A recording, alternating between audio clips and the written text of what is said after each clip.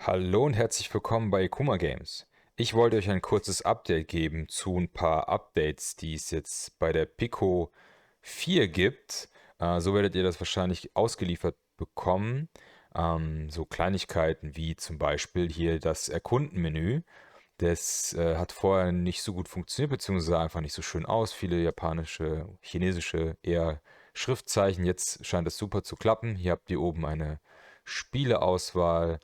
Ähm, Irgendwelche Sachen, die für mich empfohlen sind, aber auch unter Pico Video. Das sind so ein paar Clips, die man sich hier anschauen kann. Dann Empfehlungen von Pico. Spiele werden hier auch wieder angezeigt. Rechts haben wir jetzt eine Freundesliste, die zeige ich euch gleich. Dann gibt es hier noch den Fitnessbereich. Kann man sich einstellen lassen, wie viel Kalorien man verbraucht hat und so weiter. Je nach Spiel gibt es da verschiedene Sachen. Jetzt sind hier Pico Player und Virtual Desktop. Wahrscheinlich nimmt er nur so ein bisschen die Handbewegung, 2 Kalorien, super. Ähm, aber es gibt hier auch teilweise Trainingspläne extra für bestimmte Spiele. Das finde ich ja ganz cool. Ähm, Racket NX zum Beispiel, das Spiel habe ich hier 3,3 Kalorien pro Minute. Ähm, ja, Squash-artiges Spiel, ne, mit diesem Schlagen. Das ist schon cool, so als zusätzliche Information. Dann gibt es ja neben dem Benutzercenter gibt es jetzt auch Avatare. Hier, ich habe mein Profilbild. Das habe ich mal irgendwann einfach so dahin ausgewählt. Das ist nicht mein normales Profilbild. Damals bei Pico wollte ich einfach irgendwas da reinstellen.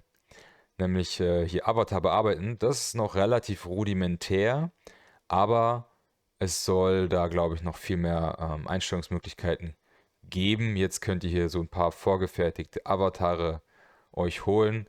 Ich habe hier als Basis den Typen hier genommen gehabt und den dann ein bisschen modifiziert. Gibt halt jetzt hier 6 Frisuren, ähm, eine Handvoll Kleidungsstücke und ich habe jetzt hier einfach diesen Anzug belassen. Ne, und dann hier eine andere Frisur genommen, die so ein bisschen mehr zu mir passt. Bums, fertig ist mein Charakter. Mehr ist da jetzt leider nicht. 3 Gesichter, Handvoll Hautfarben. Was dieses hier Pink soll, naja. Genau. Mm, In der Präsentation hat man ja schon gesehen gehabt, dass es da durchaus mehr Einstellungsmöglichkeiten geben wird, aber ist jetzt vielleicht nur so zu Testzwecken. Der Store, den habe ich euch letztes Mal ja nicht zeigen können, weil ich kein Internet hatte. Hier gibt es eine ganze Menge zur Auswahl, alles schön groß und übersichtlich. Ähm, Empfohlen gibt es hier Kategorien, Roleplaying, First-Person-Shooter, Action. Also die Spielerauswahl wird durchaus immer besser. Ich kann ja einfach mal ein paar Sachen, die ich besonders gut finde, hier vorstellen. Das sind Racket NX, auf jeden Fall ein cooles Sportspiel. Dann, ja, Pixel Rip wollte ich mir immer mal anschauen, soll auch ganz cool sein. Dann, wo haben wir denn die großen, die hochkarätigen Sachen? Contractors natürlich, Red Matter sollte man auf jeden Fall gespielt haben. 11 Table Tennis ist ein cooles Sportspiel. Cosmodred ist verdammt gruselig, Mann. Smash Drums, Power Beats VR. Viele Sachen ist jetzt nicht ganz mein Genre, aber vielleicht kennt ihr das ja und könnt was dazu in den Kommentaren schreiben, was ihr hier so empfehlt. Das Zombieland war ganz nett, aber ja, ist jetzt mehr so ein Schießbuden-Shooter. Ragnarok auf jeden Fall eine Empfehlung von meiner Seite. In Death Unchained, ein super geiles Spiel im Standalone-Bereich. Zero Caliber Reloaded macht auch Bock. 11, nicht 11, Elven Assassin, Klassiker, Wave Shooter macht auch Bock, wobei ich da euch eher In Death Unchained empfehlen würde. Sweet Surrender hat Bock gemacht. After the Fall ist Geschmackssache, aber wer Bock auf so ein Left 4 Dead in VR hat, der wird hier auf jeden Fall bedient. Demio ist cool für so ein bisschen Brettspiel, Tabletop Flair. Against ist, glaube ich, gibt es das auf Quest? Also ich habe das auf dem PC gespielt, war ein bisschen verwundert, dass es das hier tatsächlich auch gibt. Dann Stride macht auf jeden Fall Laune. Space Pirate Train ist auch ein Klassiker, habe ich noch nie gespielt. Sollte ich mal machen. Ich finde nur 20 Euro ein bisschen teuer für ein bisschen Rumgeballere. Aber vielleicht unterschätze ich das Ganze ja.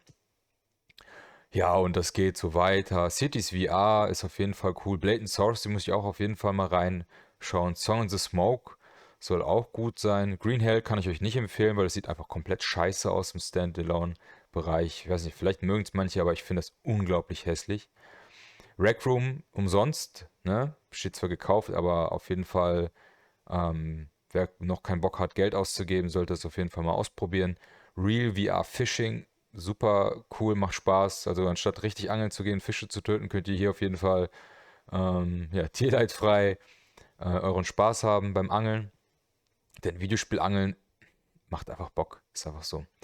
Les Mills Body Combat kann ich auf jeden Fall als Sportspiel empfehlen.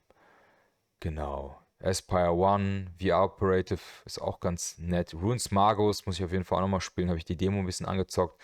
Auf jeden Fall ein schön anzusehendes Spiel. Und ja, das war es auch schon. Ich weiß gar nicht, wie viele das sind, aber für den Anfang, dafür, dass das Spiel noch gar nicht, das Headset noch nicht raus ist es doch noch eine nette Auswahl. Klar, muss man bedenken, die Pico 3 ist schon ein bisschen länger da.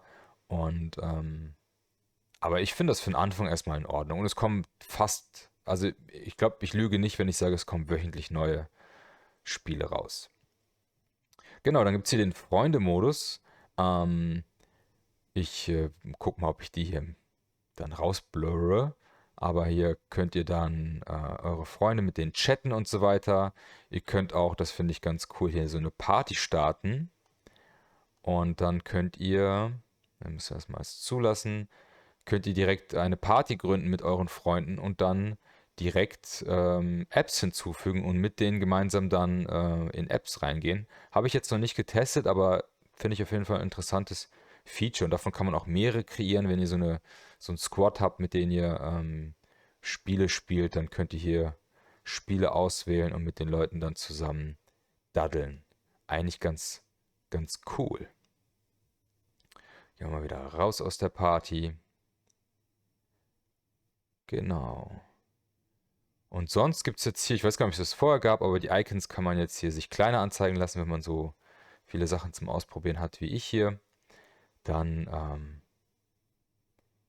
kann man das jetzt so einstellen.